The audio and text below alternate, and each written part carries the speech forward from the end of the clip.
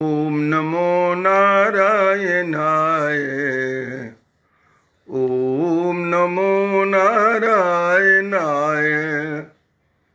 ओम नमो नारायणाय। ओम नमो नारायणाय।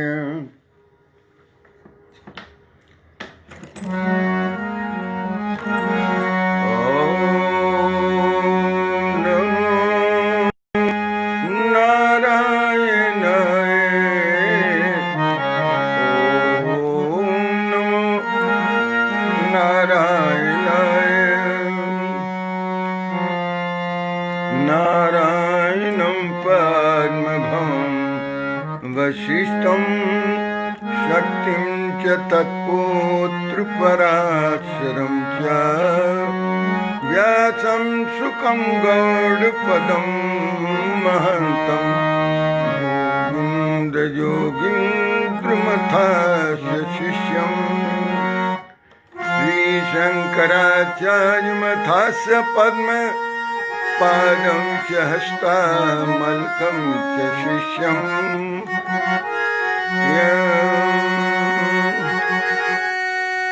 यं तोटकं भारतकृतारमन्यान् अस्मद्गुरून् सन्ततमानतोऽस्मि।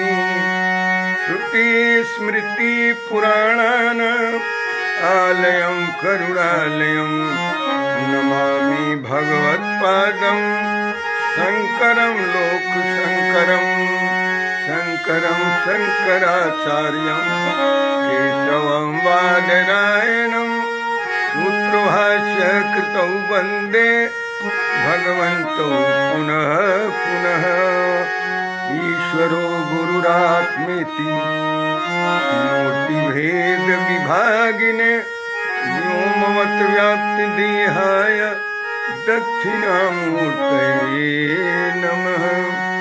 ॐ शान्ति शान्ति शान्तिः।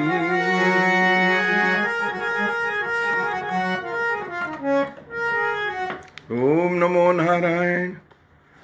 ॐ नमो नारायण।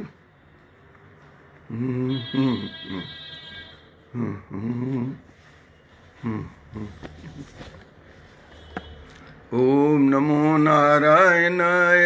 ओम नमो नारायणाय। ओम नमो नारायणाय। ओम नमो नारायणाय।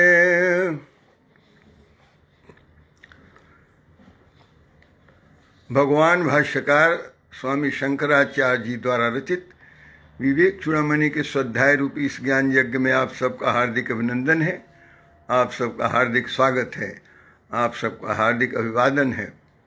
आप सब भाग्यवान हैं, आप सब भाग्यशाली हैं, आप सब भाग्यवंत हैं कि प्रतिदिन इस कार्यक्रम में आके इस स्वाध्याय सत्र में आते हैं, स्वयं को धन्य करते हैं, मुझे भी धन्य करते हैं। इसलिए आपका बहुत बहुत आभार, बहुत बहुत धन्यवाद। अभी जिनको मैं नाम देख रहा हूँ स्क्रीन पर और जिनका फोटो भी देख रहा हूँ, संतोष राय जी हैं, श्रीनिवास सिंह जी हैं, रोहित अस्थाना जी के माध्यम से। मेरे मित्र रविभूषण अस्थाना जी हैं, मेरे सीनियर मित्र तेज प्रकाश श्रीवास्तव जी हैं और श्रीनिवास सिंह जी हैं। आप सब लोगों का हार्दिक अभिनंदन है, हार्दिक स्वागत है। अखिलेश कुमार भी आ गए हैं और इनकी पत्नी पूजा भी है। ये लोग ओमन में रहते हैं, मिडिल ईस्ट में, तो ये लोग प्रतिदिन ये भी आते हैं। इनका हार्दिक अभिनंदन है, प्रणाम है इनकी भी उपस्थिति को। और आइए प्रारंभ करते हैं जहाँ से कल हमने छोड़ा है। 94th वर्ष विवेक चूड़ामणि। विवेक चूड़ामणि के 94 कर लिया था, आज 95 से करेंगे, 95 से आज प्रारंभ करेंगे। और हो सकता है कि आज सेंचुरी पूरी हो जाए। आप लोग भी सेंचुरी के लिए तैयार रहिए, हम भी थोड़ा कमर कसते हैं कि 95 से लेकर आज सेंचुरी तो कर लिए जाए। सेंचुरी कर लेंगे तो 20% तो हो ही जाएगा। अभी थोड़ा कम होगा। आप लोगों की उपस्थिति को प्रणाम करते हुए और समस्त गुरु परंपरा को तो प्रणाम पहले ही आवाहन मंत्र में कर दिया।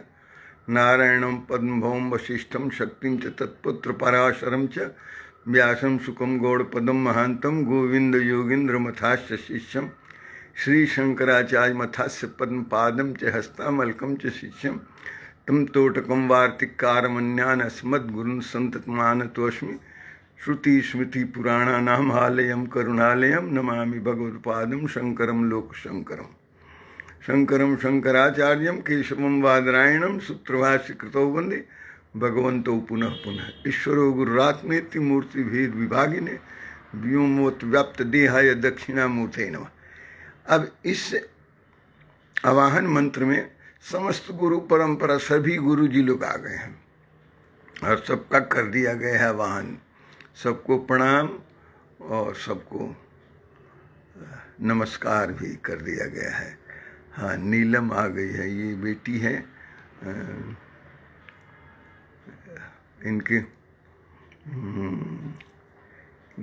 बड़े भाई की, अखिलेश जी की। चलिए, इसका भी बहुत सारा आशीर्वाद है नीलम को। और जिन जिन लोगों को रुचि है इसमें, कई लोग कहते हैं कि हमको थोड़ा और पहले ये पढ़ लेना चाहिए था।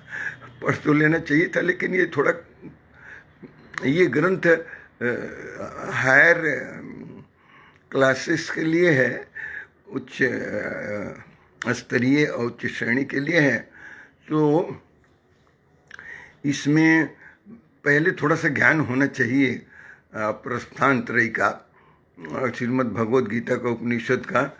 तो इसको पढ़ने में, समझने में आसानी होती है, क्योंकि वो थियोरेटिकल तो है ही है, लेकिन इसमें थियोरेटिकल कम है, ये प्रैक्टिकल वेदांत की पुस्तक है। प्रैक्टिकल वेदांत यानी इसको करना है, और करना है तो इसमें लग के करना है।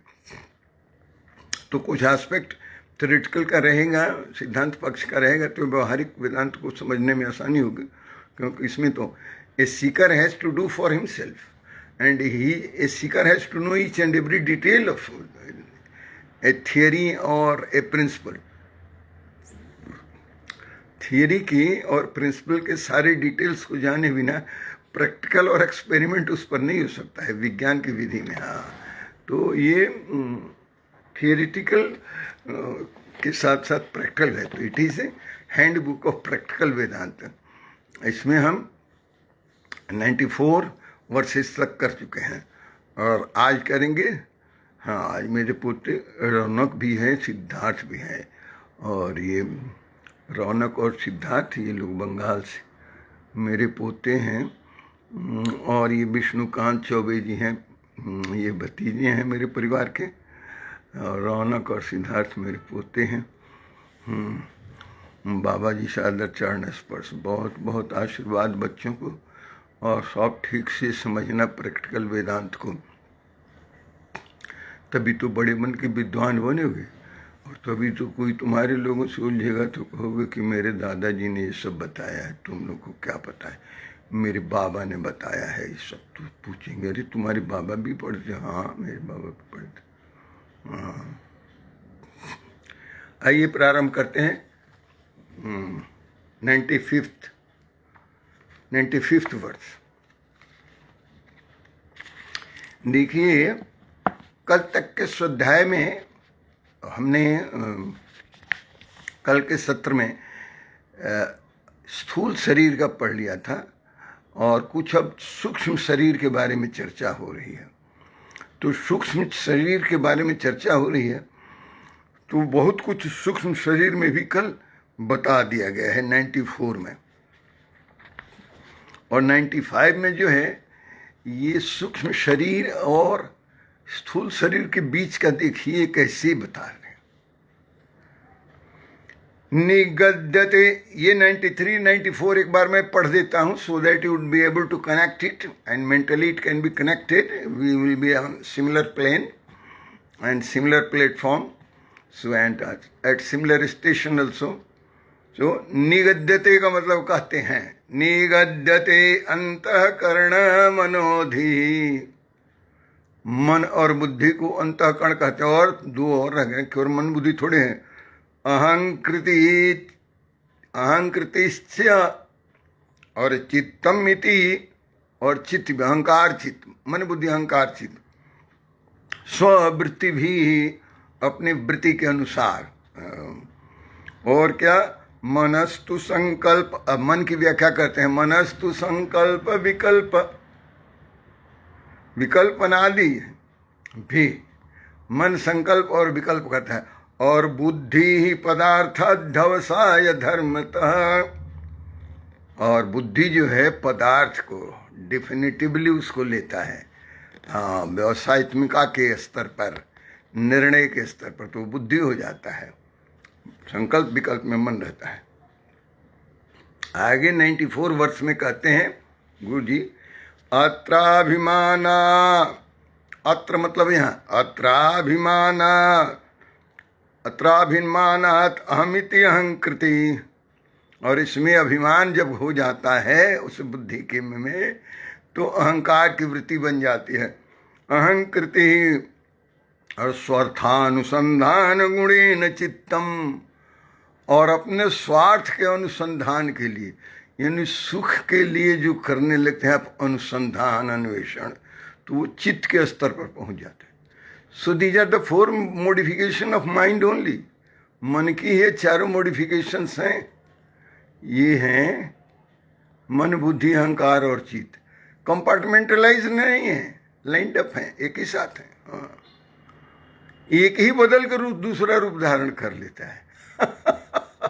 आगे समझाएंगे, देखिए कैसे प्राण में समझाते हैं गुरुदेव। ये जो है ये सूक्ष्म शरीर की बात हो रही है कि सूक्ष्म शरीर ये कहलाता है।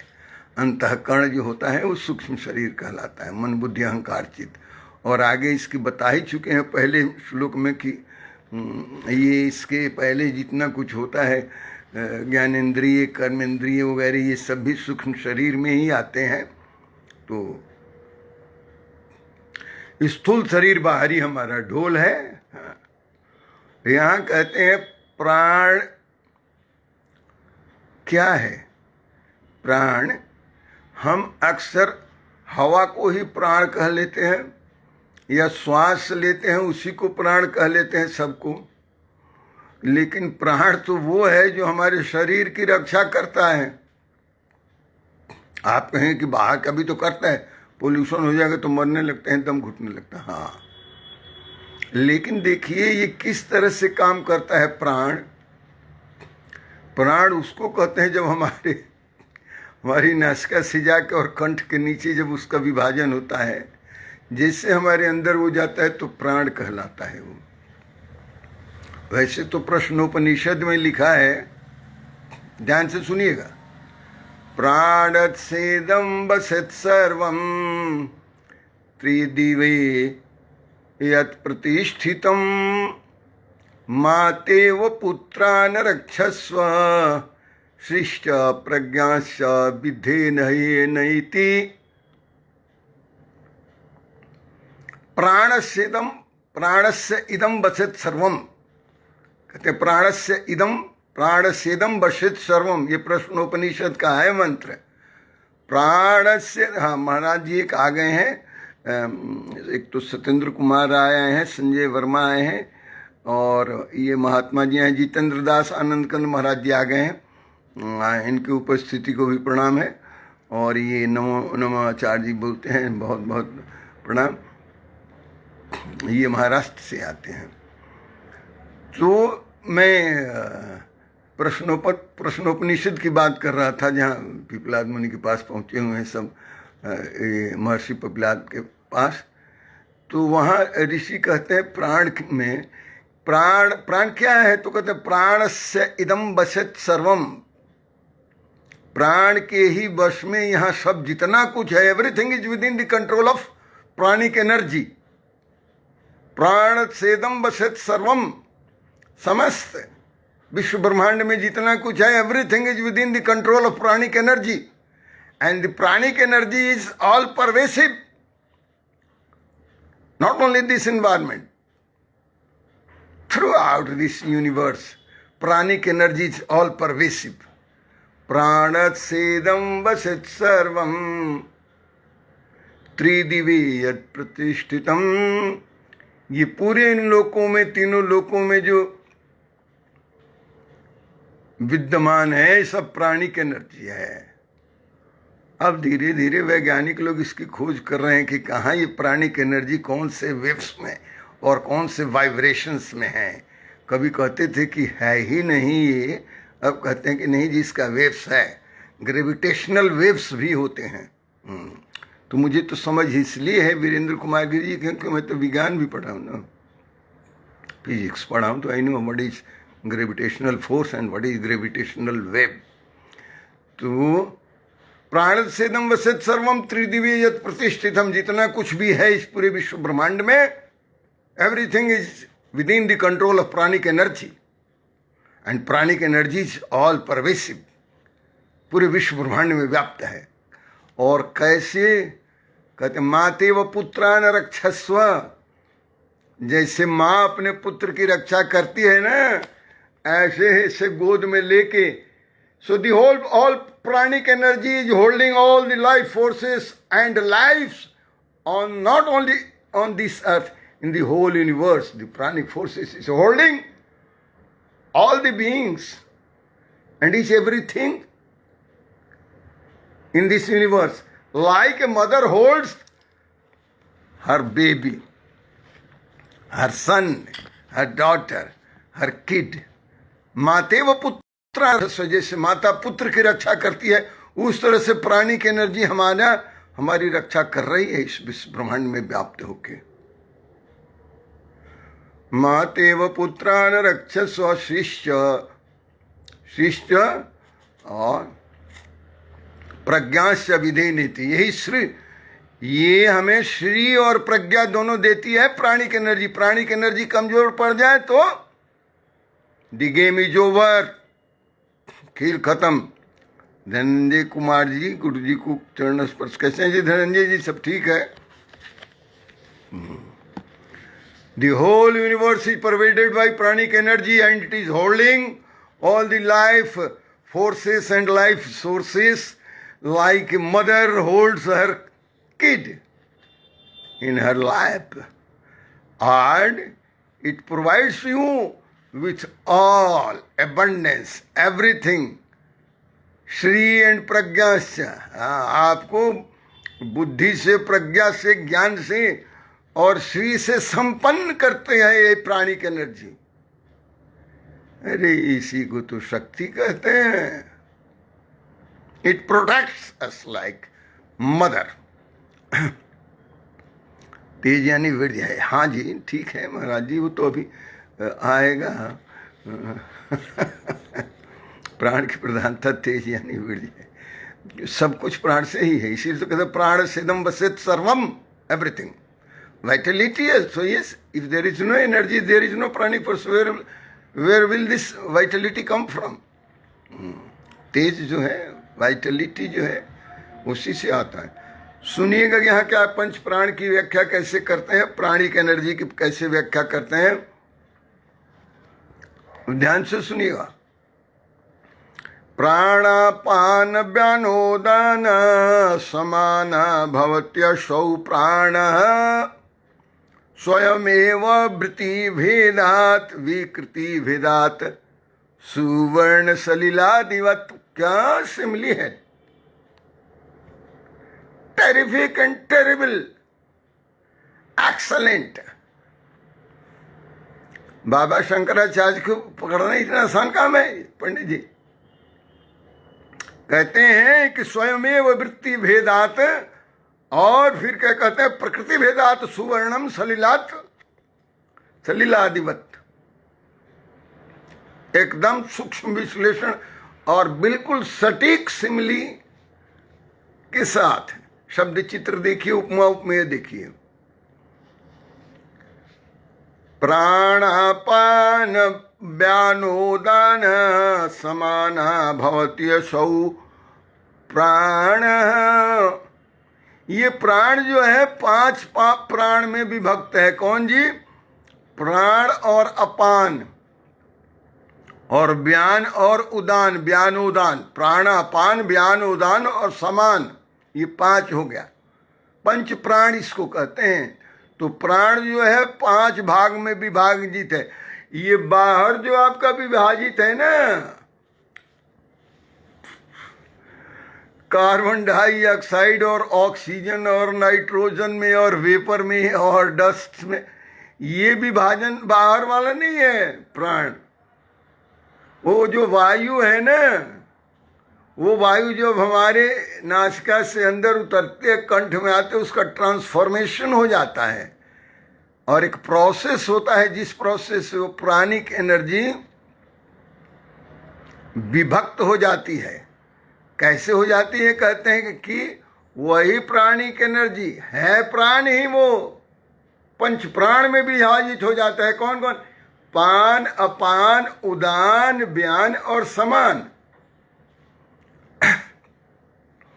पान यानी जो हम लेते हैं हवा, वो ऊपर के क्षेत्र में जो काम कर रहा है इधर, और अपान हमारे नीचे के क्षेत्र में काम कर रहा है, जिससे कि मल विसर्जन वगैरह होता है।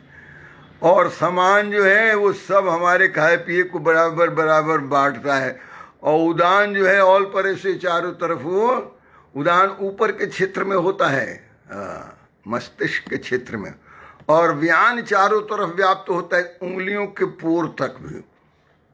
कई जगह कई टीकाकारों ने अलग अलग मत रखे, लेकिन हम लोगों ने जो गुरु परंपरा से पढ़ी है, हम तो उसी की व्याख्या करते हैं ना, कि व्यान जो है each and every at the level of skin, वहाँ तक ये पहुँचता है। और जिस हिस्से में प्राण नहीं जाता है, व्यान नहीं जाता है, तो वो हिस्सा शून्य हो जाता है और धीरे धीरे मर जाता है। तो व्यान जो है प्राणिक फोर्स में से अंतिम छोर तक पहुंचता है। समान जो है हमारे जितना कुछ बन जाता है, सब समान रूप में पूरे शरीर में रक्त का प्रवाह और प्राणवायु का प्रवाह कराता है। अपान नीचे के भाग में होता है, मल उत्सर्जन करने के लिए होता है। उदान ऊपर के भाग में होता है। तो ये प्राण, अपान,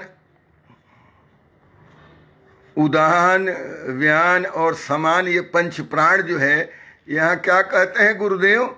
4 वायु और 1 तेज यानी वीर्य, जिसे प्राण कहते हैं। जीव, वायु और प्राण का विभाग छोड़िए, इधर अभी आइए थोड़ा देखिए शंकराचार्य जी क्या कहते हैं, इनको भी तो समझिए। प्राणापान व्यानोदान समान भवति असौ प्राण। अब ये प्राण जो है, जैसे एक ही प्राण है 5 भाग में विभक्त कैसे हो जाता है। And these are not different type of प्राणाज। एक ही प्राण 5 फंक्शंस में अप्लाइड है, ये देखना पड़ेगा, समझना पड़ेगा। So the pranic energy applied at different levels are one and the same, functionally divided. Yes, function में डिवाइडेड है। हाँ, तो क्या होता है महाराज? ओम नमो नारायण, बहुत बहुत धन्यवाद आपका। ये क्या कहते हैं? स्वयमेव। स्वयमेव मतलब अपने आप, ऑटोमेटिकली अपने आप कौन हो जाते हैं जी? वॉलंटरली ने, वॉलंटरीली। कौन जी? वृत्ति भेदात। वृत्ति भेदात मतलब इनकी वृत्तियां जो हैं अलग अलग हैं। वृत्ति यानी इनके फंक्शंस अलग अलग हैं, वृत्ति फंक्शंस को कहते हैं। तो फंक्शंस इनके 5 हैं, इसलिए वृत्ति भेद से ये अलग हो जाते हैं। कैसे? स्वयमेव वृत्ति भेदात, कहते हैं विकृति भेदात, और फिर इसकी विकृति की भेद हो जाती है, यानी इसका मॉडिफिकेशन हो जाता है। दोनों बात पकड़ना पड़ेगा, वृत्ति भेदात एंड प्रकृति भेदात। वृत्ति में functions according to the functions, और प्रकृति भेदात कि इसके नेचर में, फंक्शनल रिक्वायरमेंट इसका नेचर होता है। तो ये वृत्ति भेदात काम के अनुसार, अब प्रकृति भेदात इसके मॉडिफिकेशन के अनुसार यही मॉडिफाइड हो जाता है। जैसे मन, बुद्धि, अहंकार, चित्त मॉडिफिकेशन है एक ही माइंड का, मन का, उसी तरह से 5 प्राण भी मॉडिफिकेशन है एक ही प्राण का।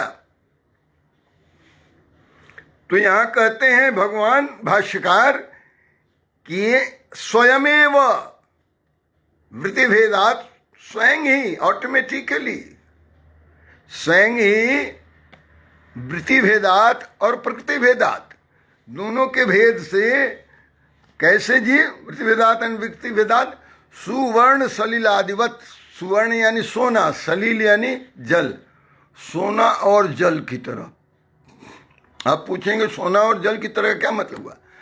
यानी जल का ही मॉडिफिकेशन है, जल ही एक बुलबुला बन जाता है, जल ही एक फेन बन जाता है, जल ही एक ज्वार भाटा बन जाता है, जल ही एक वेव बन जाता है। तो waves, tides and bubbles and ice and water, ये 5 मॉडिफिकेशंस हैं ये सारे, लेकिन जल के ही तो हैं। सलील के, सलील यानी जल के ही तो मॉडिफिकेशन है ये सब। ठीक है महाराज जी, थैंक यू वेरी मच, बहुत बहुत धन्यवाद आपका। कि वही जल फेन बन जाता है, वही जल बुलबुला बन जाता है, बबल्स बन जाता है, वही जल वाष्प बन जाता है, वही टाइड्स बन जाता है, वेव बन जाता है, लेकिन है जल वो। मूलतः वो प्रकृति में वो जल है, लेकिन वो जल डिफरेंट मॉडिफिकेशंस में चला गया, बट इंटेंसिकली तो एक ही है। सिमिलरली ठीक उसी तरह से कहते हैं सुवर्ण, सुवर्ण यानी सोना। आप गले में हार पहन लेंगे, उंगली में अंगूठी पहन लेंगे, हाथ में कड़ा कंगन पहन लेंगे, गले में हार है, कान में कुंडल है, ये सब सोने का आप पहन लेंगे तो आप देखेंगे और हम देखेंगे तो अलग अलग दृष्टि से देखेंगे कि ये कुंडल है, ये गले का हार है, ये उंगली में अंगूठी है, और ये हाथ में कंगन है, ब्रासलेट है। हम इसको अलग अलग देखेंगे आभूषण के रूप में, लेकिन वो है क्या? वो तो सोना है। वो सोनार जो है, जिसको गोल्ड स्मिथ कहते हैं, स्वर्णकार जो है, वो अलग अलग रूप में नहीं देखेगा। उसकी दृष्टि जाएगी कि कितने कितने भर का और कितने कितने तोले का इन्होंने कुंडल पहना हुआ है और हार पहना हुआ है और कड़ा पहना हुआ है और अंगूठी पहने, और उसके पास जाएंगे तो अलग अलग रेट नहीं लगेगा, सबको मिला के कूट देगा, और सबको मिला के कूट देगा, उसको कहेगा कि इतने का ये सोना है, इतने का। आप कहेगी तो सब बिगाड़ के रख दे, बिगाड़ेगा क्या? उसके लिए तो सोना है, उसके लिए कुंडल नहीं है, उसके लिए कंगन नहीं है। जय जय महाराज। सोनार जो देखता है, स्वर्णकार जो देखता है, जो गोल्ड स्मिथ देखता है, he sees only gold in all those ornaments. सारे ऑर्नामेंट्स में वो केवल गोल्ड ही दिखता है। हम आप देखते हैं कि वो कुंडल है तो अंगूठी है तो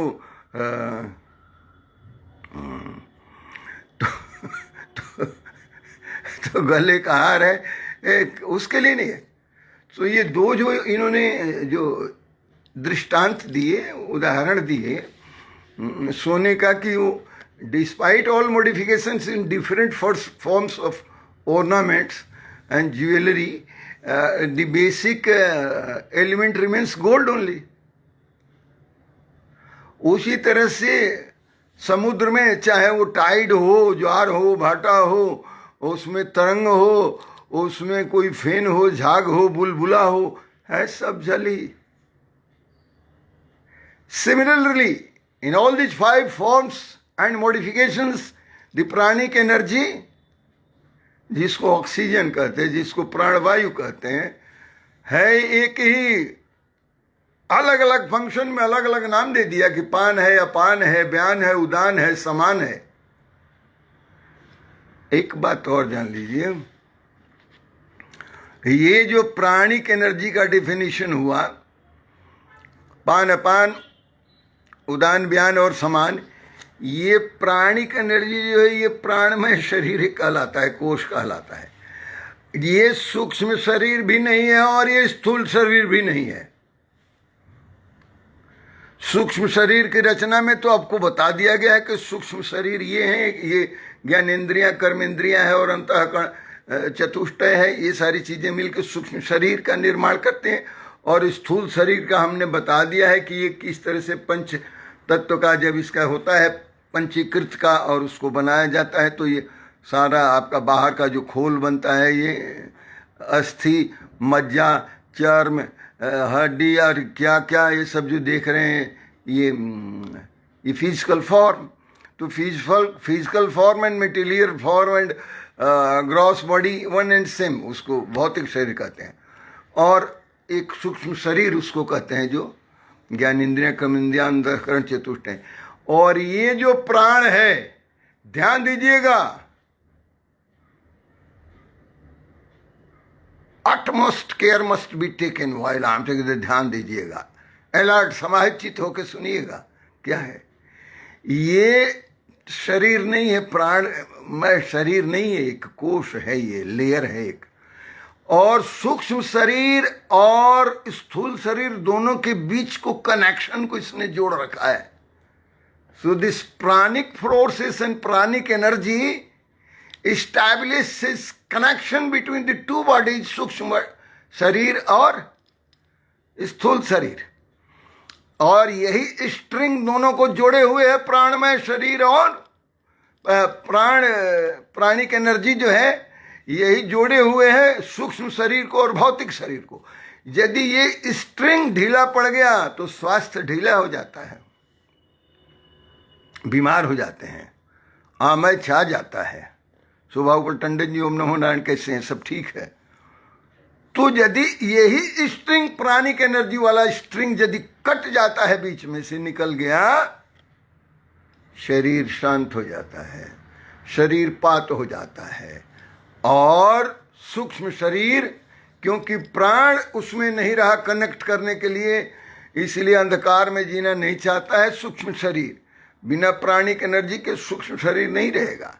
इसलिए सूक्ष्म शरीर, the moment the string is disconnected between the two bodies, subtle body and physical body, gone.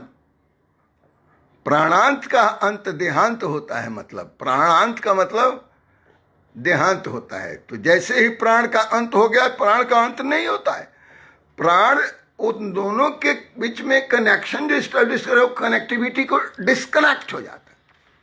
So the moment the pranic energy is disconnected from this gross body, physical body, material body, स्थूल शरीर से, जैसे ही connection कटा प्राणिक शरीर का, उत्क्रामंतम स्थितिम वापि भुंजानम वा गुणान्वितम विमूढ़ानान उपश्यन्ति पश्यन्ति ज्ञान चक्षुषा। जब 15वां अध्याय गीता का पढ़ा रहे थे, पुरुषोत्तम युग तो पढ़ा रहे थे ना, उत्क्रामंतम स्थितिम वापि भुंजानम वा गुणान्वितम विमूढ़ानान उपश्यन्ति पश्यन्ति ज्ञान चक्षुषा। इसके ज्ञान नेत्र हैं, वो ही देखता है इस खेल को। अब जब प्राणिक एनर्जी का और प्राणिक फोर्स का कनेक्शन जब कट जाता है स्थूल शरीर और सूक्ष्म शरीर का, तो प्राण का अंत हो जाता है और देह का भी अंत हो जाता है, शरीर पात हो जाता है। और ये कोई आज तक समझ नहीं पाया है कि किस स्थिति में एक प्राणिक एनर्जी डिस्कनेक्ट हो जाती है। ये बहुत बड़ा रहस्य है, इसको समझना। इस पर उपनिषद में चर्चा आएगी, मैं उपनिषद पढ़ाऊंगा। तो खेल शुरू हुआ था कि कौन बड़ा है, इंद्रियां कहने लगे कि हम बड़े हैं और प्राण कहने लगा कि हम बड़े हैं। तो एक हड़ताल पर चले गए। तो वो वाला कहानी मैं बताऊंगा जब उपनिषद की पढ़ाई होगी। तो अब यहाँ जो कह रहे हैं कि pranic energy gone, disconnected, subtle body, सूक्ष्म शरीर और भौतिक शरीर का संबंध खत्म। तो वो सूक्ष्म शरीर उड़ जाता है अपने सारे संस्कारों को लेके, क्योंकि वो एक चित्त में उसके वो रिकॉर्डेड है। All impressions are recorded in सूक्ष्म शरीर, सटल बॉडी में। उसका फ्रेम जो है चित्त है ना, उसी में सारा संस्कार रिकॉर्डेड है। और वो लेके उड़ जाता है। आप हैं कि हमने तो कभी देखा नहीं, उठे वो देखने लायक है ही नहीं। सूक्ष्म तो सूक्ष्म है, माइक्रो लेवल पर वो एग्जिस्ट करता है, माइक्रो लेवल पर भी नहीं दिख सकता है, nobody can see it through. ये खेल जो होता है सूक्ष्म शरीर और स्थूल शरीर को अलग करने का, ये प्राणिक एनर्जी करता है, प्राण करता है, पंच प्राण का ये कार्य है। आगे देखिए 96 का 96, इसमें सूक्ष्म शरीर के घटक की बात कर रहे हैं। वो तो प्राण की बात हो गई ना, पंच प्राण की। अब सूक्ष्म शरीर के घटकों की बात हो रही है। पहले भी बताया है, बार बार पुनरावृत्ति होती है वेदांत के पुस्तकों में, या जो बहुत गंभीर पुस्तक होते हैं, तो इसलिए कि ताकि ठीक से समझ में आए। यहाँ कहते हैं कि वागादि पंच, श्रवणादि पंच। पंच ये पंचायती करने वाले नहीं पंच, यहाँ के झूठ बोलने वाले और चोर लुचे लफंगे पंच। और कुछ किसानों के पंच बने। लोग कहेंगे आप किसानों को सुन अंदर, अरे मेरे से बड़ा कौन किसान है? मैंने अपने जीवन का 25 साल किसानी में लगाया है। ये जितने आए हैं इनको सबको बुला दीजिए, मैं इंटरव्यू करता हूँ सारे नेताओं को। ये यदि बता दें कि हल के कौन कौन से इम्प्लीमेंट्स होते हैं तो इनके सारे मांगे मैं मान लूंगा कि चलिए डिसमिस कर देते हैं, सारे को खारिज कर देते हैं। एक भी नहीं बता पाएगा किसको हल कहते हैं, किसको फाल कहते हैं, किसको परिहत कहते हैं, किसको हेंगा कहते हैं, किसको पालो कहते हैं, किसको ये नहीं बता पाएगा सब, उसको पता ही नहीं है। ये तो लफंडर लोग सब इकट्ठा हुए हैं, नाम हो रहा है, बदनाम हो रहे हैं किसान की, किसानों की सभा आई हुई। किसान का इससे क्या लेना देना, किसान तो सब गांव में।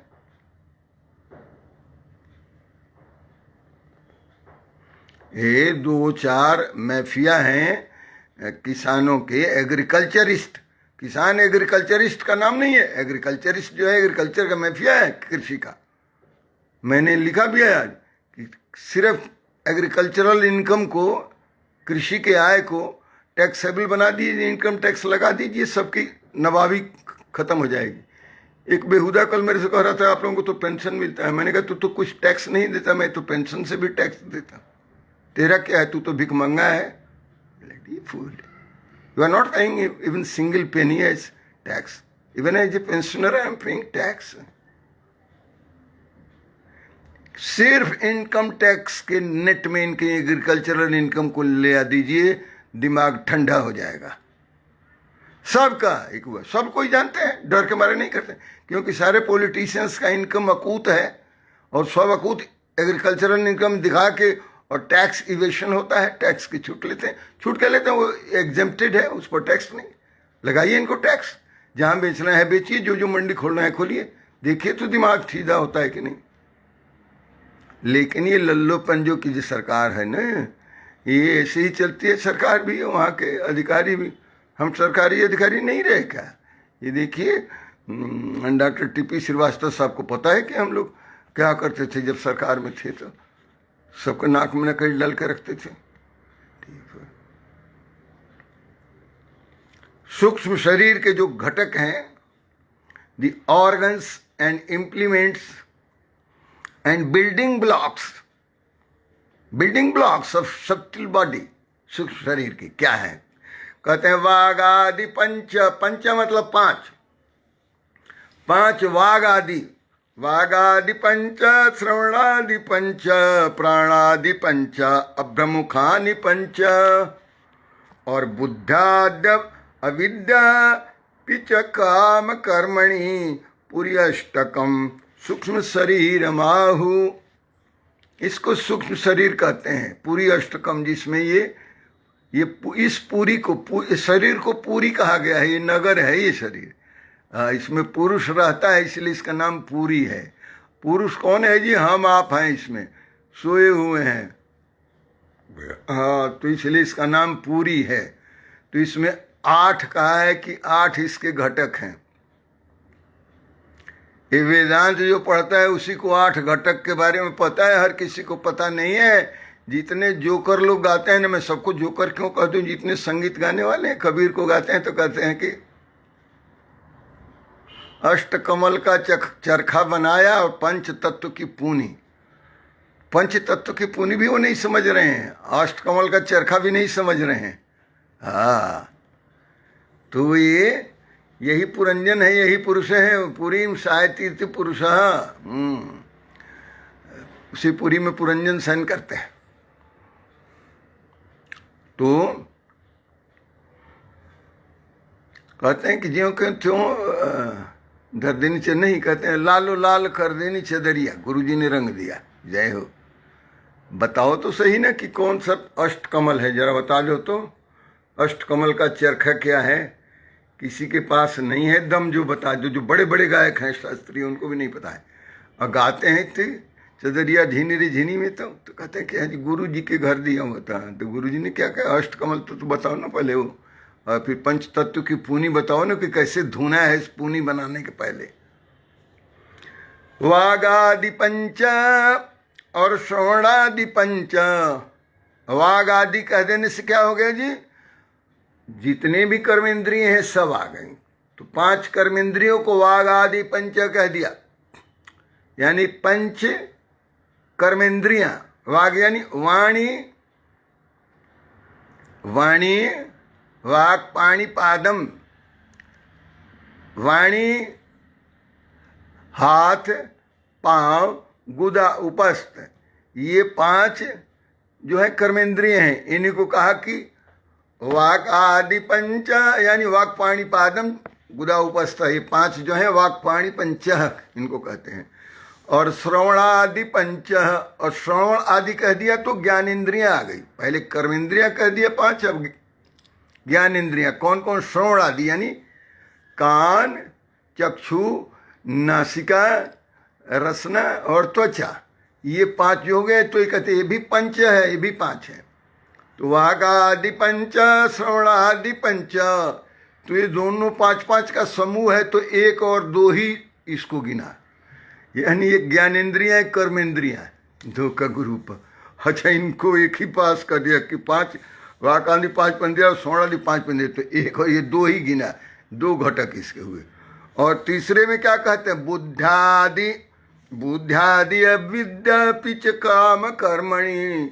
बुद्धि आदि, बुद्धि आदि कह देने से क्या होगा, जो मन बुद्धि अहंकार चित्त है, यानी अंतःकरण चतुष्टय की बात हो गई बुद्धि आदि कह देने से।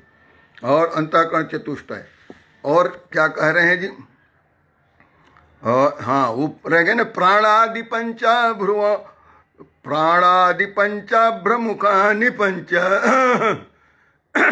पंच प्राण भी हैं। तो एक वो हो गया घटक पंच प्राण। अभ्रमुखानी का अर्थ हुआ आकाश, अभ्र आकाश को, अभ्रमुखानी मतलब उसमें अग्नि भी आ गया, उसमें आकाश भी आ गया, उसमें वायु भी आ गया, उसमें जल भी आ गया, पृथ्वी भी आ गई। तो वो पंच तत्व हो गया। तो पंच तत्व भी और ये पंच प्राण भी, तो ये भी एक पंच प्राण का डिपार्टमेंट हो गया और एक आकाश आदि पंच भूत का हो गया। तो ये 4 घटक हो गए। और 5वां घटक अंतःकरण चतुष्टय का हो गया, बुद्ध्यादि विद्या पिच काम कर्मणि। और फिर इसके बाद अविद्या, बुद्धि आदि अविद्या। आप कहेंगे ये विद्या कहाँ हमारे अंदर, हम तो विद्या वाले हैं। आपके अंदर सबसे बड़ा विद्या बैठा हुआ है। हाँ, जन्म जन्मांतर से अविद्या है, तभी तो आपको शरीर मिला है। अविद्या नहीं होता तो बात पहले ही बन जाती। राकेश बाबू ओम नमो नारायण, अखिलेश अभिलाष राय, सारचरण बाबू, हाँ ये मेरे भतीजे हैं अभिलाष राय। कहाँ हो जी अभिलाष, गांव में है कि इधर है दिल्ली में? तो कहते हैं बुद्धि आदि यानी मन बुद्धि अहंकार चित्त। और फिर अविद्यापि, और अविद्या भी, अविद्या यानी इसका अज्ञान। आप हमेशा ज्ञान में रहते नहीं हैं ना, आप तो ज़्यादा अज्ञान में ही रहते हैं, इसलिए अविद्यापि। फिर कहते हैं काम कर्मणि, आप समझेंगे कि काम और कर्मणि, तो ये 5 और काम और कर्म 8 है ये, इसी को अष्टकमल कहते हैं। अष्टकमल का चरखा यही है, 8 घटक हैं इसके। वही 5 तत्व की पुनी है, पंच महाभूत की। उसका क्या बनाया है? जिस अष्टकमल का चरखा बनाया है सूक्ष्म शरीर में, और बाहर पंचकमल वाला जो बनाया है ना, पंच महाभूत का पंचीकृत करके, वो है। बिना वेदांत के नहीं। आप कहें कबीरदास आपके बराबर वेदांत पढ़े थे क्या? आप क्या समझते हैं कबीरदास गंवार थे? कबीरदास शंकराचार्य के 400 साल बाद हुए हैं पैदा, और सब वेदांत जानते थे। वो अंतर्दृष्टि थी उनके पास। स्कूल में नहीं जानने से इसका मतलब ये नहीं कि अनपढ़ और गंवार से। हाँ, अच्छा, दिल्ली में है, ठीक है। बुद्ध्यादि विद्या पिच काम कर्मणि। आप काम और कर्मणि को समझते हैं कि तो एक ही बात है। काम और कर्म में फर्क क्या है? काम आपकी इच्छा को कहते हैं, डिजायर को कहते हैं, वासना को कहते हैं, और कर्म जो है आपके फंक्शंस जो एक्ट करते हैं, कार्य करते हैं, उसको कर्म कहते हैं। कार्य जो आप करते हैं, परफॉर्म जो करते हैं, उसको कर्म कहा जाता है। और काम जो है आपके डिजायर्स हैं, तो ये भी इनके अलग डिपार्टमेंट हैं, काम और कर्म के। इन्हीं का समूह लेके आपका ये शरीर टिका हुआ है। इसी सबको आठ कमल का, अष्टदल का एक अष्टकमल का चरखा बनाया। यही चरखा अंदर आपका चल रहा है, सूक्ष्म शरीर अष्टदल का। इसी को कहते हैं कि ये इस 8 पूरियों को सूक्ष्म शरीर कहते हैं। पूरी अष्टकम, पूरी अष्टकम, ये 8 पूरियों को, घट को क्या कहते हैं? सूक्ष्म शरीर माहू। इसको सूक्ष्म शरीर कहते हैं। Let me be very clear to you and let me make more clear to you this aspect कि पंच कर्मेंद्रियां, वाक पाणी पादम गुदा उपस्थ, पंच कर्म इंद्रियां, और पंच ज्ञान इंद्रियां, श्रवण, नेत्र, नासिका, जीवा और त्वचा। तो पंच ज्ञानेन्द्रियां, पंच कर्मेंद्रियां और पंच प्राण। पंच प्राण में पान, अपान, उदान, समान, व्यान, ये 5 प्राण हैं। तो ये अलग अलग घटक ये 3 होते हैं ये। और फिर इसमें चौथा घटक कहते हैं कि मन बुद्धि अहंकार चित्त, ये हो जाता है, अंतःकरण चतुष्ट है। और फिर उसमें एक अविद्या हो जाता, 5वां। और फिर उस अविद्या के बाद काम और कर्म। ये 8 जो है ना, ये आपके 8 पुरियों को सूक्ष्म शरीर कहते हैं। बड़ा मुश्किल से सूक्ष्म शरीर बनाया है जी।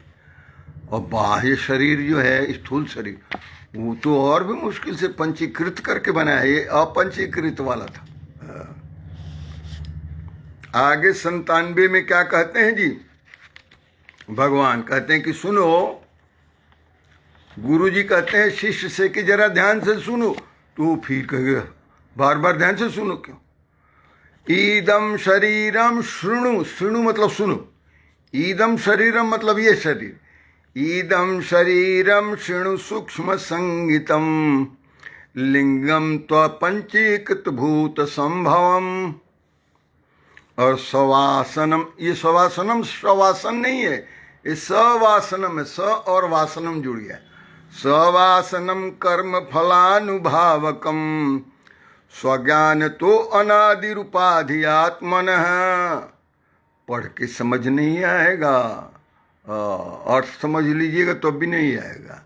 इससे संधि विच्छेद और अन्वय समझ लीजिएगा तब भी नहीं आएगा। तो गुरु जी से ही सुनना पड़ेगा तभी बात बनेगी। ईदम शरीरम शृणु सूक्ष्म संगीतम। शृणु मतलब सुनो। शिष्य से कहते हैं कि वत्स सुनो, ये शरीर जो है ईदम शरीरम, इसी को इस ईदम शरीरम शृणु सूक्ष्म संगीतम, जिसको सूक्ष्म शरीर कहा है, संज्ञा दिया गया है। लिंगम, इसी को लिंग शरीर भी कहते हैं। सो लिंग का ये मतलब स्त्रीलिंग पुल्लिंग मत समझिएगा। इस लिंग का मतलब हुआ कि ये आपके अंतःकरण का जो निर्धारण करता है सूक्ष्म शरीर का, इसलिए इसका नाम लिंग शरीर है। तो ईदम शरीरम शृणु सूक्ष्म संगीतम, इसको सूक्ष्म शरीर जिसको कहा है उसी को लिंगम भी कहते हैं, लिंग शरीर है। और ये कैसे कहते हैं, तू अपंचीकृत भूत संभवम। स्थूल शरीर बना है पंचीकृत से, और ये कहते हैं ये जो सूक्ष्म शरीर है जिसे लिंग शरीर कहते हैं, तू ये तो परंतु अपंचीकृत भूत संभवम। अपंचीकृत का मतलब हुआ कि ये पांचों तत्व जो हैं इनका मिलन नहीं हुआ है, एक साथ मिला दिया, पंचीकृत नहीं किए हैं इसको, अपंचीकृत है। अपंचीकृत भूत से संभवम यानी बने हैं, उत्पन्न हुए हैं। सूक्ष्म शरीर कैसे बना है जी? स्थूल शरीर बना है पंचीकृत से, और सूक्ष्म शरीर अपंचीकृत से। अपंचीकृत का मतलब उसमें घालमेल नहीं हुआ है, तत्व के अंदर का कुछ घालमेल नहीं हुआ है, सब एटमिक लेवल पर नहीं हुआ है, ये सिर्फ एटमिक लेवल पर मिल गए हैं आके। हाँ, तो लिंग तू अपंचीकृत भूत संभवम। भूत यानी एलिमेंट जो है, क्या है जी? आकाश, वायु, अग्नि, जल और पृथ्वी, ये अपंचीकृत यानी अलग अलग, एक साथ मिला दिया, मोटरी बांध दिया है। और ये स्थूल शरीर में इसका पंचीकरण किया सबका, और पंचीकृत करके तब बनाया। This is the difference between सूक्ष्म शरीर एंड भौतिक शरीर। अब फिर कहते हैं सवासनम। सवासनम का मतलब स्ववासन नहीं है, सवासनम मतलब वासनाओं सहित। वासना मतलब desires, coupled with desires and with desires सवासनम कर्म फलानुभावकम। ये कर्मफल को भोगने वाला है, अनुभव करने वाला है। कौन से कर्मफल को जी? पहले जो किए हुए हैं ना कर्म, उन कर्मों का फल भोगने के लिए सूक्ष्म शरीर बनाया हुआ है, प्रारब्ध को भोगने के लिए। प्रारब्ध क्षय, काम खत्म। वहां प्राण का स्ट्रिंग कटने से, यहाँ प्रारब्ध का क्षय होने से। तो कहते हैं कि ये कर्म फलानुभावकम, अनुभाव करने का मतलब है कि यह कर्मफल का भोग कराने वाला है। सूक्ष्म शरीर में ही सारा कुछ आया है। एक शरीर से दूसरे शरीर में ये सूक्ष्म शरीर ही पलायन करता है, जिसको कहते हैं क्या जी? Transmigration of soul. होता है सूक्ष्म शरीर के स्तर पर। आगे कहते हैं स्वज्ञान तो अनादि उपाधि आत्मनः। और ये उपाधि जो बना है आत्मा का, जीवात्मा का उपाधि बनना मतलब ये आस्पद बनना। कैसे बना है ये शरीर? उपाधि और नाम आपको जो मिला है, कहते हैं कि स्व अज्ञान तो, अपने अज्ञान के वजह से ही ये अनादिकाल से आपको ये उपाधि मिल गई है इस जीव को। और ये जीवात्मा जो है, आत्मा जो है, अपने स्वरूप को भूल गया है अपने अज्ञान से। स्व अज्ञानतः अनादिकाल से ये उपाधि अपना ढो रहा है अलग अलग, कभी किसी रूप में, कभी किसी रूप में, कभी किसी रूप में। ये उपाधि है। कर्म का निष्पादन करने में हमारे चित्त की महत्वपूर्ण भूमिका होती है जी।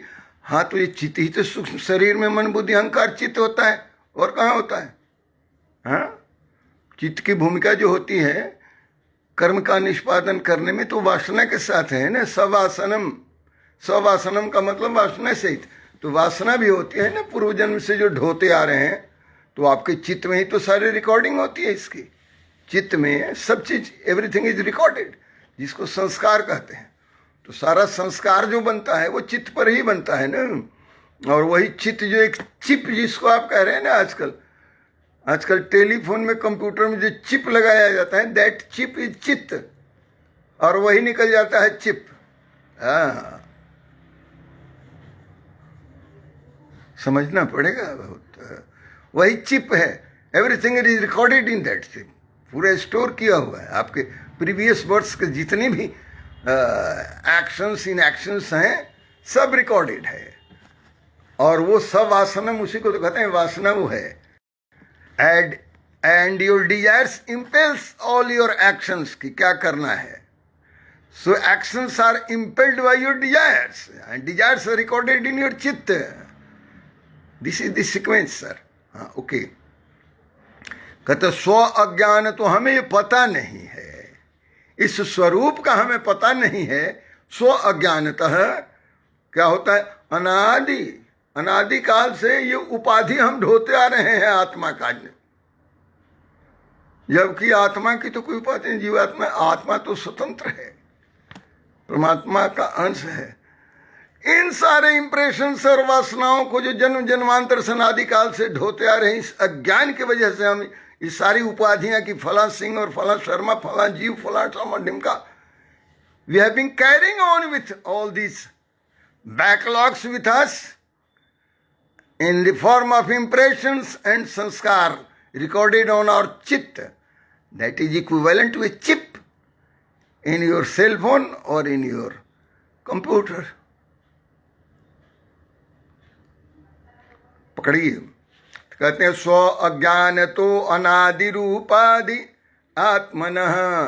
देखिए अब सूक्ष्म शरीर को थोड़ा और आप डिटेल्स में क्या ले लिए जी। कहते हैं कि ईदम शरीरम सूक्ष्म संगीतम तो लिंगम तु अपंचीकृत भूत संभवम सवासनम कर्म फलानुभावकम स्व अज्ञान तो अनादिरुपाधि आत्मनः।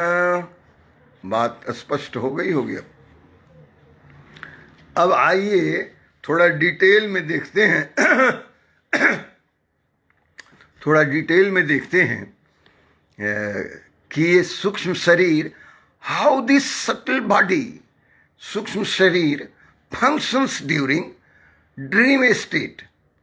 We have experience of, अच्छा अभी ये किसी को लिख दिया था एनडी, तो बहुत काबिल आदमी, वो प्रोफेसर हैं, तो उन्होंने पूछा कि एनडी क्या है, इनको पता नहीं था। तो पता नहीं हो तो पूछ लेना चाहिए, वन शुड बी फ्रैंक, और उसमें पूछने में क्या हर्ज है।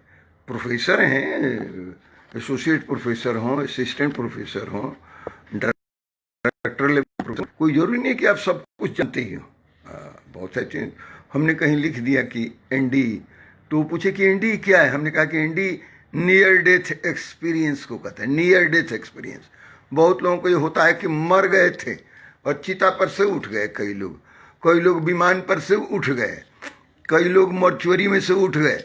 There are an number of instances कि लोग मॉर्चुअरी से वापस आए हैं, लोग चिता पर से वापस आए हैं, लोग मचान पर से वापस आए हैं, और उसको कहते हैं नियर डेथ एक्सपीरियंस। कि शरीर में से सूक्ष्म शरीर निकल गया है, प्राण डिस्कनेक्ट कर दिया है, और फिर वो, हाँ जी अवधेश जी क्या हाल है जी? भाई सब ठीक है। हाँ, प्राण निकल गया है और सूक्ष्म शरीर भी डिस्कनेक्ट हो गया स्थूल शरीर से।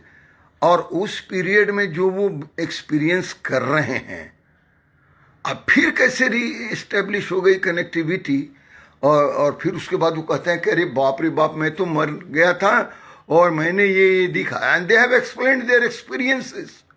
जो एनडी एक्सपीरियंस है, near death experience, an number of persons they have explained. उसको कहते हैं I had a brush with death. हाँ, तो डेथ से ब्रश विथ डेथ बहुत सारे लोग के साथ हुआ है। हम भी कई बार इस तरह के डेथ लेवल से रिटर्न होके आए हुए हैं। इनको क्या कहेगा, हम भी एनडी का I have experienced it is how painful it is to see and watch your body after you depart from this body. तो जवाहरलाल साहब हैं, आर एन जवाहरलाल साहब, इंदौर से। देखिए स्वप्न में कैसे ये खेल करता है सूक्ष्म शरीर आपका। आप जब सो जाते हैं तो आपका सारा शरीर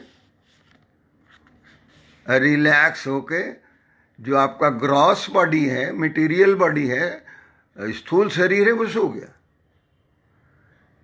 और प्राण अपना काम कर रहा है, अपने धर्म का निर्वाह कर रहा है, चल रहा है, बंद रहा है। जब आप जन्म लेते हैं उसके पहले से माता के गर्भ से सांस जब शुरू होता है, और जन्म लेने से शुरू होता है, और जब मृत्यु हुआ तो उस दिन तक ये सांस का फंक्शन कभी रुकता नहीं है। ये अनस्टॉपेबल है, अनस्टॉपेबल है, और ये इनसेसेंट है। प्राण जब रुक जाएगा तो रुक जाएगा, प्राण रुक गया तो गया। माँ के गर्भ से सांस चल रहा है और माँ के नाल से कनेक्टिविटी बनी हुई है, और जब जन्म हो गए तब भी सांस लेना शुरू किए, मृत्यु के दिन तक सांस लेते हैं। बीच में ये रुकता नहीं है, ये एक स्वाराम नहीं है। सांस की क्रिया को आराम नहीं, सांस प्रश्वास सोए रहेंगे तब भी चला रहेगा, जगे हैं तब भी काम कर रहे हैं तभी, round the clock 24/7 it is in action, ये प्राण है। लेकिन बहुत सारे ऑर्गन्स हैं जो शांत हो जाते हैं। तो हमारे जो ऑर्गन ऑफ एक्शंस होते हैं, कर्मेंद्रियां वगैरह शांत हो जाती हैं, सो जाती हैं। हाथ तो कुछ काम करता नहीं, पैर कुछ काम करता है नहीं, उसी तरह से ज्ञानेंद्रियां भी सब अपना सो जाती हैं। एक जगह रहता है स्वप्न में जिसका नाम है बुद्धि और मन। तो मन और बुद्धि ये जगह रहता है, और सारा खेल सपने में यही करता है। यही मन ही दृश्य बनाता है और मन ही दृश्य को देखता भी है। तो दृष्टा और दृश्य दोनों यही है। ये खेल बड़ा विचित्र है। It happens with human being only. ये मानव को ही होता है और दूसरे किसी जीव को नहीं होता है। 84 लाख में आप कहेंगे देवता को, अरे भाई देवता तो वो भी हम ही है। राक्षस को, अरे राक्षस भी हम ही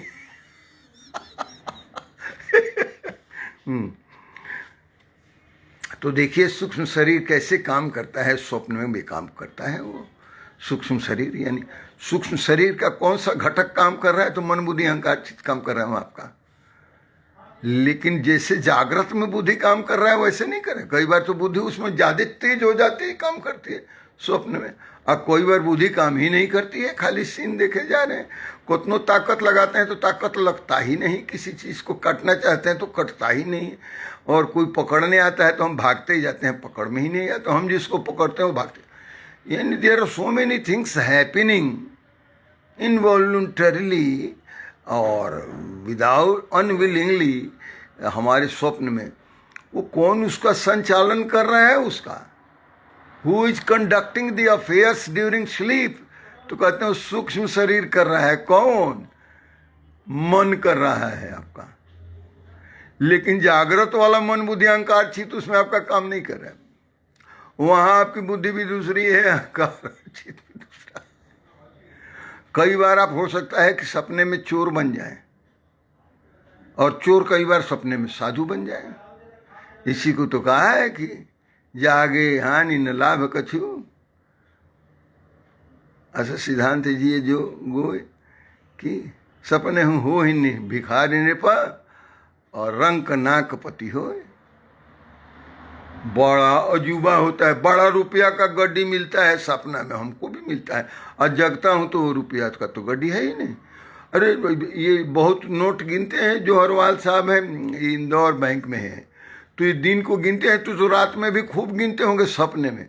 लेकिन दिन वाला तो इनको दिखता है, और रात वाला गिनते हैं तो सवेरे उठते हैं कहते अरे वो तो गिनता तो कहाँ गया। क्यों जी जो हरवाल साहब, सपने में भी तो गिनता है आदमी, सपने में भी नोट गिनता है। और हम लोग तो अनगिनत तो नोट रख लेते हैं सूटकेस में चाहे हैंड बैग में, और चल देते हैं कि बैंक में जमा कराने जाएंगे, तब तक नींद खुल जाती है, तो न कहीं बैंक है न कहीं नोट है। बड़ा दुख होता है, ये तो ठीक नहीं हुआ। और कई बार जो बहुत कोई डाकू या कोई सांड या भैंसा या सांप या हाथी जब आपका पीछा करता है, भागते हैं, तो लगता है कि अब पकड़ लिया पकड़ लिया, और तब तो लगता है कि अब मरे, तब गए पकड़ ही लिया। और तब जब नींद खुल जाती है तो बहुत खुशी होती है कि अरे यार ये तो हम समझ रहे थे कि सचमुच ही हमारे पीछे हाथी पड़ा हुआ है, शेर पड़ा है, तो मैं सपने में देख रहा था। तो ये क्यों होता है? यहाँ कहते हैं भगवान की सूक्ष्म शरीर की स्वप्न अवस्था की बात देखिएगा। स्वप्नो भवति यस्य विभक्ति अवस्था, क्या how he has fired, target firing करते हैं भगवान शंकराचार्य, टारगेट फायरिंग। 98-99 को तो करना ही पड़ेगा, 100 भी। चलिए ध्यान दीजिएगा। स्वप्नो भवति अस्य, अस्य मतलब इस शरीर की सूक्ष्म शरीर की क्या कहते हैं, स्वप्नो भवति यस्य विभक्त्यवस्था।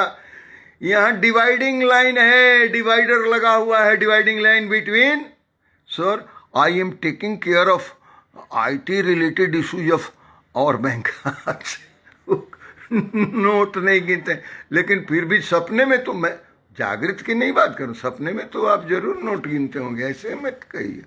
नहीं गिनते होंगे तो अलग बात है। तो IT रिलेटेड वर्क में भी तो काम तो वही करना है। एज ए मैनेजर IT, ठीक। स्वप्नो भवति यस्य विभक्ति अवस्था। अब ये विभक्ति अवस्था क्या है, विभक्ति क्या है, क्या विभाजन करते हैं, ये बॉर्डर लाइन है। स्वप्न इसका विभाजन करता है, किसका, स्थूल शरीर और सूक्ष्म शरीर में जो बॉर्डर लाइन है वो कौन करता है, कहते हैं कि ये बॉर्डर पे पड़ा हुआ है विभाजित करने के लिए। जितना भी स्थूल शरीर का फंक्शन था सब बंद, अब यहां से शुरू होता है, here after begins the function of subtle body. इसको विभक्त अवस्था कहते हैं, यहां से विभाजन शुरू हो गया। So this is the dividing factor. क्या, ड्रीम स्टेट। ड्रीम स्टेट में क्या होता है जी, स्थूल बॉडी का, स्थूल शरीर का, मटेरियल बॉडी का functions come to an end, stop, ceases, और काम शुरू हो जाता है यहां से सूक्ष्म शरीर का। तो ये डिवाइडिंग है, विभक्त अवस्था। स्वप्नो भवति विभक्त अवस्था स्वमात्र शेषेन विभाति यत्र, स्वमात्र शेषेन विभाति यत्र, अस्वप्ने तु बुद्धि स्वयमेव जाग्रत। स्वप्नेव बुद्धि, स्वप्ने तु बुद्धि स्वयमेव जाग्रत, कालीन नाना विधि वासना भी। कहते हैं कि स्वमात्र शेषेन विभाति यत्र, जहां तक भी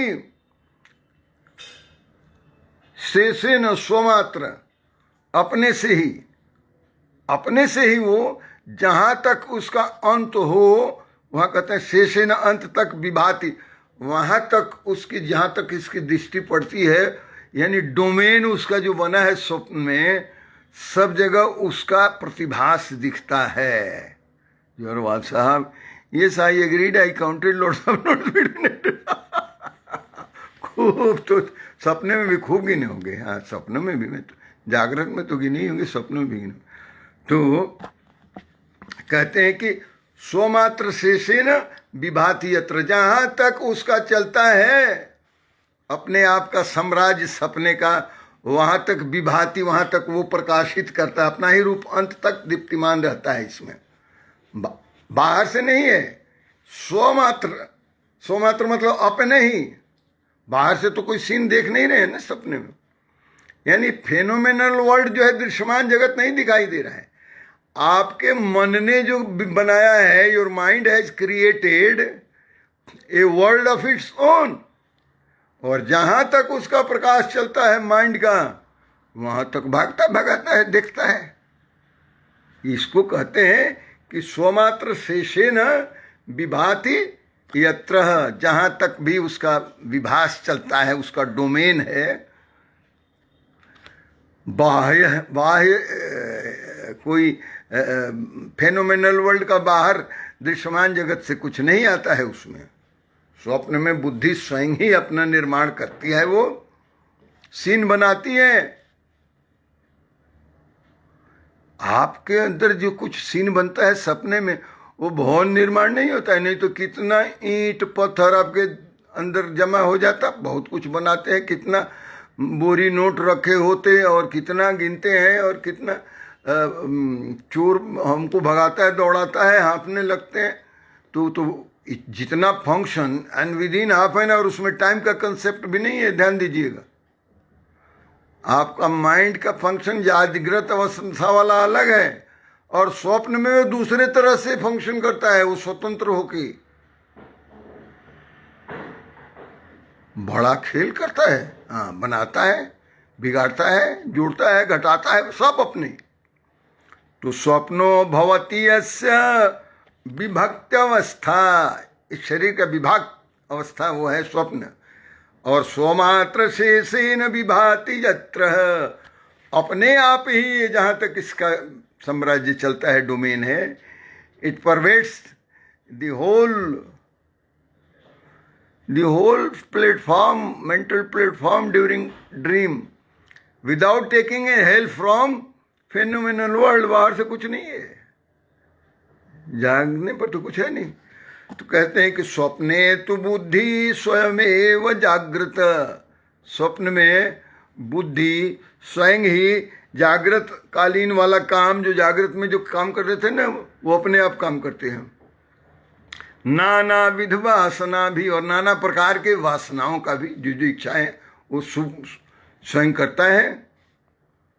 स्वप्ने तो बुद्धि स्वयमेव जागृत कालीन नाना विध वासना भी, और वह स्वप्न में बुद्धि स्वयं ही जागृत काल विभिन्न वासनाओं की सहायता से, इसमें कुछ वासनाएं होती हैं जागृत काल की वासनाएं कि दिन में जो करते हैं वो रात में उसमें का पार्शियली कुछ आ जाता है, लेकिन उसका अब आभास ही आता है, वासना के रूप में आता है। हाँ, वासना के रूप में आता है का अर्थ हुआ काम के रूप में आता है। दृश्य के रूप में जो आता है वो तो दृश्यमान जगत का नहीं आता है।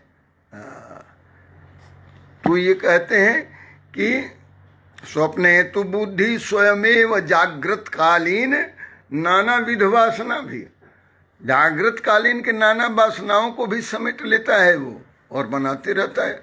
लेकिन उसमें जो वो काम कर रहा है, बुद्धि और मन मिलके काम कर रहा है, बना देख रहा है, बाहर से कुछ नहीं है। आगे देखिए,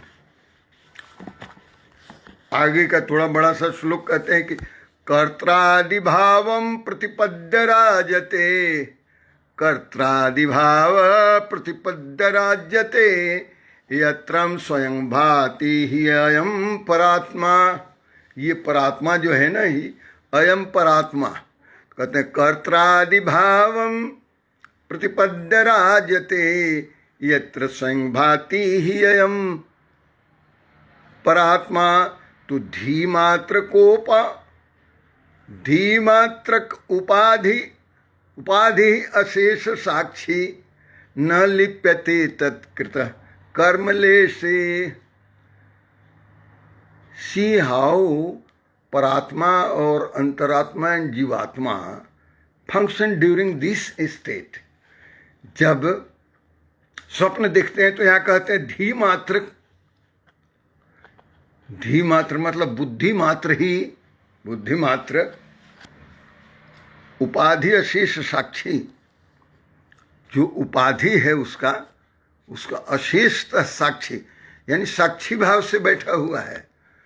काम जो है धीमात्र उसका कर रहा है, वो बिल्कुल अलिप्त है। वो यत् स्वयं भाति अयम आत्मा, कर्त्रादि भाव, कर्ता आदि भाव प्रतिपद्य राज्यते, यत्र स्वयं भाति ही अयम आत्मा। यहाँ तक आत्मा का साम्राज्य होता है। कर्ता का भाव होते हुए भी उसमें बुद्धि में जब आता है तो धीमात्रक उपाधि अशेष, धी मतलब बुद्धि, और अशेष साक्षी, न लिप्यते तत्कृत कर्मलेशे।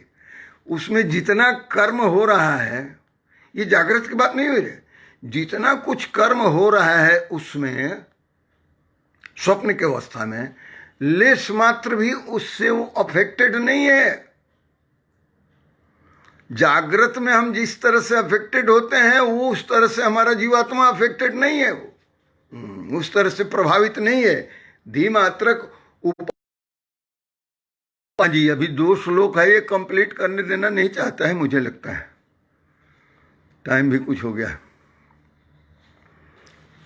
इसको रहने दे, 2 बार इसने इंटरप्शन दे दिया। चलिए आज वाणी को यहीं विराम दे देते हैं। ये मैं सेंचुरी कंप्लीट करना चाहता हूँ, बीच में इंटरप्ट करता है। कर्त्रादि भाव मतलब कर्तापन का भाव। कर्ताद्रि भावम आदिभाव प्रतिपद्य राजते, प्रतिपद्य राजते, प्रतिपद्य कहते हैं प्रतिपादन करने वाला, जो होता है कर्ता का, जो कर्ता का है करने का। डोंट वरी, कहते हैं कि इसमें जो परात्मा है ना, जो हमारी जीवात्मा है ना, वो कुछ हो रहा है उससे मतलब ही नहीं है उसको, वो लिपायमान नहीं है, उससे अलिप्त है, अनासक्त है। ये बुद्धि अपना खेल कर रहा है, मन अपना खेल, जग गया जग गया। अब कोई लोग जगने के बाद उसको कनेक्ट करने लगते हैं, अरे काय को कनेक्ट कर रहे हो यार, तो खत्म हुआ, तो ड्रीम स्टेट का था।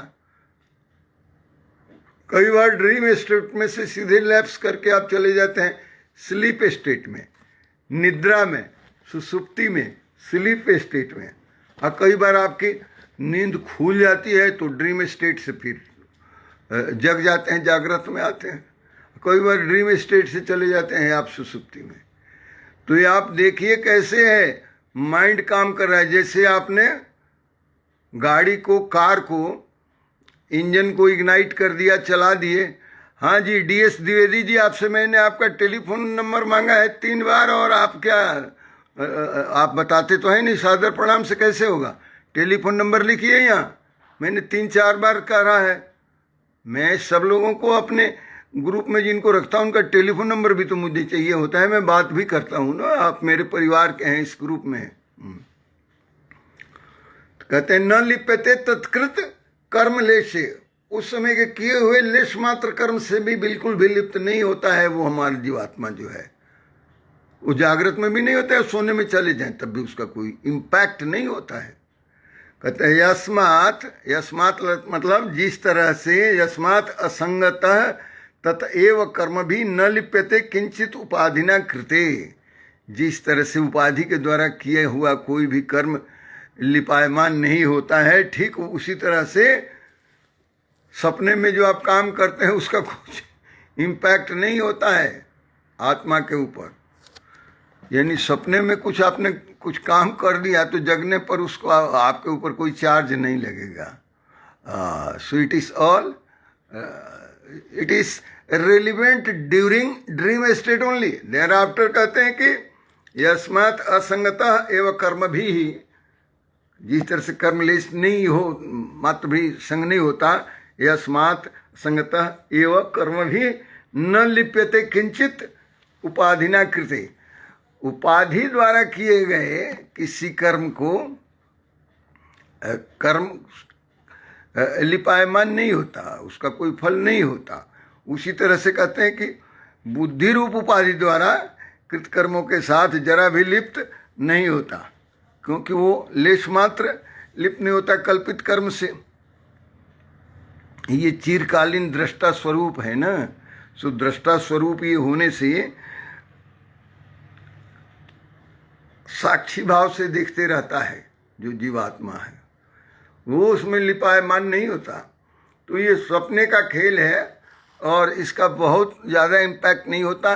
बता रहे हैं भगवान शंकराचार्य की इस खेल से आपको ये पता चलता है कि बुद्धि जो है कैसे है। हम आज उसका सिमिली यदि दें तो बताइए, जैसे आपने इग्नाइट कर दिया कार को तो इंजन स्टार्ट हो गया, लेकिन वो स्टैटिक कंडीशन में है, खड़ा है। जब आपने गियर दिया, शिफ्ट किया गियर को और एक्सेलरेट किया तो फिर वो गतिमान हो जाती है, गाड़ी आगे बढ़ती है, आगे या पीछे जिस तरह से गियर शिफ्ट करते हैं। ये बुद्धि का खेल होता है, शिफ्टिंग द गियर, और अहम की होती है ये सर की। लेकिन जब इग्निशन में है गाड़ी और रात भर यदि इग्निशन में छोड़ देंगे गाड़ी को तो जानते हैं क्या होगा, गर्म हो जाएगी। उसी तरह से रात भर यदि आप सपने ही देखते रह जाएंगे तो क्या है, सपना में माइंड तो काम कर ही नहीं कर रहा है ना। तो आपका माइंड और बुद्धि, दिस सटल बॉडी जो है उसका स्वप्न में दैट इज एट वर्क, उसका इम्पैक्ट नहीं होगा ग्रॉस बॉडी पर। लेकिन यदि आप रात भर सपने सुनते रह जाएंगे तो उसका तो इम्पैक्ट कुछ ना कुछ तो आएगा, उसके फल में अनासक्ति होगी, ये बात नहीं है। अच्छा, रात भर यदि आप आंख मूंद के रहेंगे और निद्रा नहीं आएगी तब भी ये उसी तरह से, जो गाड़ी रात को स्टार्ट कर दीजिए गर्म हो जाती है, उसी तरह से रहेगी। आखिरी आज का 100वां है, आज कर दें या कल देखा जाएगा। हाँ, देर हो गई, कल देखेंगे, सेंचुरी माना जाएगा। कुछ इसको और भी समेटेंगे और सेंचुरी किया जाएगा इसका 100 का कल ही, क्योंकि जल्दी जल्दी में यदि मैं अर्थ कर दूँ सर्वव्यापृतिकरणम, तो व्यापृतिकरणम, व्यापृति कहा जाएगा तो व्यापार को व्यापृति कहते हैं। सर्वव्यापृतिकरणम लिंगम इदम, और स्यात् चितात्मनः पुंसः वास्यादिकमिव तक्षसणः तेन युवात्मा भवति असंगो अयम। तो इसको समझाना में थोड़ा सा 10 मिनट तो टाइम लग जाएगा, इसलिए कल देखा जाएगा। 99 और 100 को कल फिर से थोड़ा सूक्ष्म शरीर के बारे में और सूक्ष्म शरीर के फंक्शन के बारे में, क्योंकि स्थूल शरीर बहुत ज़्यादा काम नहीं करता है। काम तो करना होता है सारी चीज़ें, जैसे स्थूल शरीर एक तरह से समझिए कि हार्डवेयर है, यही बात है ना जी। और सूक्ष्म शरीर जो है वो वेरियस सॉफ्टवेयर्स हैं सूक्ष्म शरीर।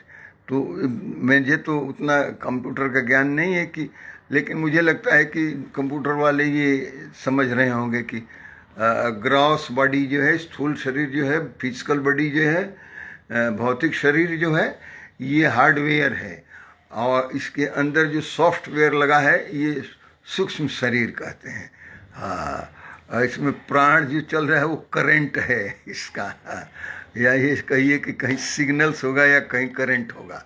तो मैं इसकी सिमिली अभी तो ठीक से नहीं इसलिए बना रहा हूँ क्योंकि मुझे कंप्यूटर की तो उतनी जानकारी नहीं है।